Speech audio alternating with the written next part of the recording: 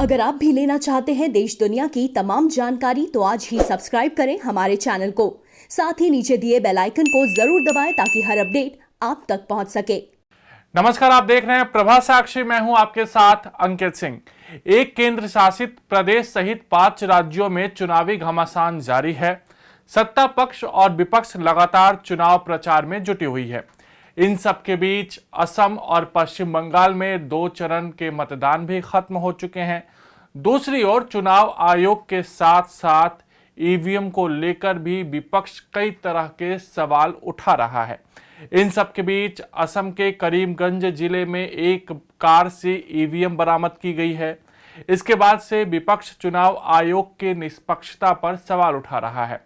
शुरुआती जांच में पता चला है कि जिस बोलेरो कार में ईवीएम मिला है वह पाथरकांडी विधानसभा सीट से भाजपा उम्मीदवार कृष्णेंदु पॉल की है।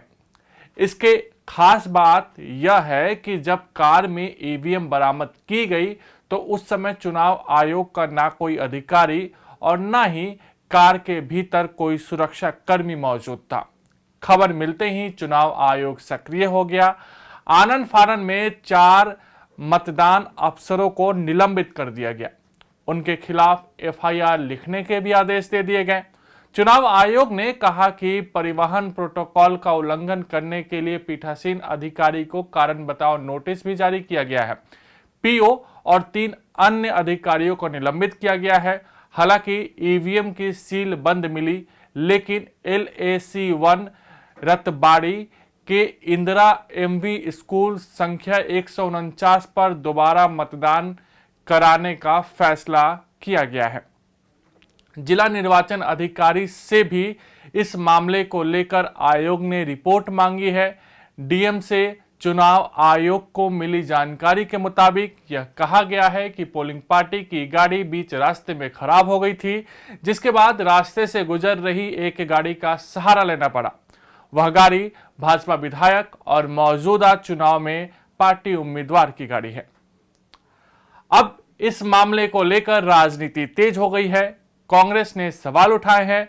तमाम मसले पर कांग्रेस के पूर्व अध्यक्ष राहुल गांधी ने तंज कसा है। राहुल ने ट्वीट कर कहा कि ईसी की गाड़ी खराब, भाजपा की नीयत खराब और लोकतंत्र की हालत खराब। वहीं कांग्रेस महासचिव प्रियंका गांधी ने भी इस मामले को लेकर भाजपा पर हमला बोला है। प्रियंका गांधी ने लिखा कि जब भी निजी वाहन में ईवीएम ले जाए जाने के वीडियो सामने आते हैं तो ये चीजें आम होती है कि वाहन सामान्यतः भाजपा उम्मीदवारों या उनके सहयोगियों का होता है। इन वीडियो को इकलौती घटना के तौर पर लिया जाता है और खारिज कर दिया जाता है। भाजपा अपनी मीडिया मशीनरी का इस्तेमाल कर उन लोगों को आरोपी बनाती है जिन्होंने इसका खुलासा किया होता है। कांग्रेस महासचिव ने कहा कि सच्चाई यह है कि इस तरह की कई घटनाओं की सूचना दी जा रही है और उनके बारे में कुछ भी नहीं किया जा रहा है।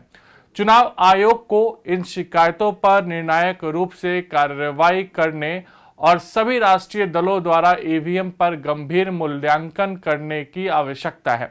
उधर करीमगंज जिले में ईवीएम को स्ट्रांग रूम तक पहुंचाने के लिए भाजपा उम्मीदवार के वाहन के इस्तेमाल होते देख भीड़ भड़क उठी और हिंसा हुई, जिसके बाद पुलिस ने हालात पर काबू पाने के लिए हवा में गोलियां चलाई। पुडुचेरी के पूर्व मुख्यमंत्री और कांग्रेस के वरिष्ठ नेता वी नारायणसामी ने शुक्रवार को दावा किया कि भारतीय जनता पार्टी यहां एनडीए का नेतृत्व कर रही और 6 अप्रैल को जो विधानसभा चुनाव होने हैं उसके बाद वह धोखा दे देगी। प्रधानमंत्री नरेंद्र मोदी ने केरल में सत्तारूढ़ एलडीएफ और विपक्षी गठबंधन यूडीएफ पर निशाना साधते हुए कहा कि लोग दोनों मोर्चों से तंग आ चुके हैं और भाजपा का विकास का एजेंडा चाहते हैं। उन्होंने कहा कि पेशेवर समुदाय भाजपा की प्रशंसा करते हुए कह रहा है कि पार्टी प्रगतिशील है और शिक्षित लोगों को राजनीति में ला रही है। उन्होंने मेट्रोमैन ई श्रीधरन का भी उदाहरण दिया। वहीं प्रधानमंत्री नरेंद्र मोदी ने तमिलनाडु में डीएमके और कांग्रेस पर निशाना साधते हुए आरोप लगाया कि उनके नेता महिलाओं का अपमान करते रहते हैं। साथ ही उन्होंने रेखांकित किया कि एनडीए की योजनाओं का लक्ष्य महिलाओं का सशक्तिकरण करना है।